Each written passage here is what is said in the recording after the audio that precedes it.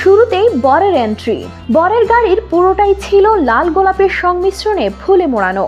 রাজকীয়ভাবে আম্বানি পরিবার এন্ট্রি নিল রাধিকার বাড়িতে।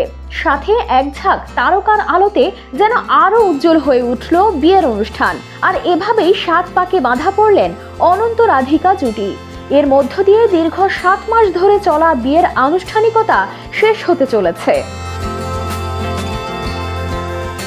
খরচের বহরে, ধুমধামের মাত্রায় কিংবা অতিথি তারকাদের দ্যুতিতে উজ্জ্বল এমন অবিস্মরণীয় বিয়ের আসর ভারতেও কেউ দেখেনি কসমিনকালে।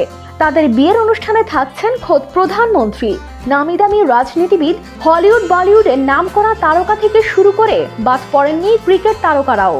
তবে গণমাধ্যমের খবর অনুযায়ী এমন অনুষ্ঠানে গোটা ভারত বিস্ময়ে অভিভূত হয়ে হাত পা নাড়াতেও ভুলে গেছে। আম্বানি পুত্রের বিয়ে উপলক্ষে মুম্বাইয়ের বিকেসির বহু প্রতিষ্ঠানের ঘোষণা করেছে হোম অফিস। বিকেসি মূলত শহরের একটি গুরুত্বপূর্ণ ব্যবসায়িক হাব। এখানে রয়েছে বহু গুরুত্বপূর্ণ প্রতিষ্ঠান। বিয়েতে অতিথির তালিকায় রয়েছেন ভারতের প্রধানমন্ত্রী নরেন্দ্র মোদী, কংগ্রেস নেত্রী সোনিয়া গান্ধী থেকে শুরু করে দেশের সব নামি দামি রাজনীতিবিদ। শাহরুখ, আমির, সালমান খানের মতো বলিউডের খান ত্রয়ী থেকে শুরু করে হালের রণবীর কাপুর, আলিয়া ভাটের মতো তারকারাও বাদ নেই।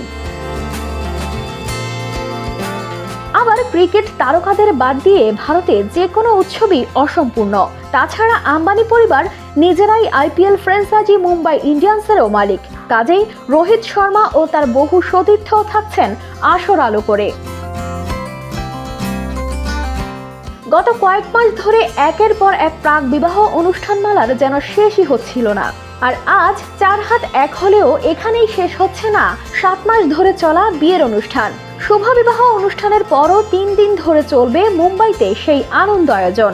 বিয়ের পরবর্তী দিন অনুষ্ঠিত হবে শুভ আশীর্বাদ অনুষ্ঠান। তারপর 14 জুলাই বিয়ের আনুষ্ঠানিকতা শেষ হবে মঙ্গল উৎসব বা বরণের মধ্য দিয়ে।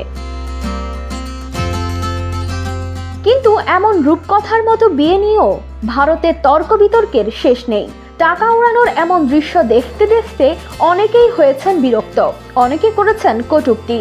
গরিব একটা দেশে ছোট ছেলের বিয়েতে এভাবে নদীর মতো টাকা খরচ করে মুকেশ আম্বানি একটা কুরুচিকর কাজ করলেন, নাকি দেশের অর্থনীতিতে একটা নতুন পথের দিশা দেখালেন, তা নিয়েও ভারতের সমাজ পুরোপুরি দ্বিধা বিভক্ত।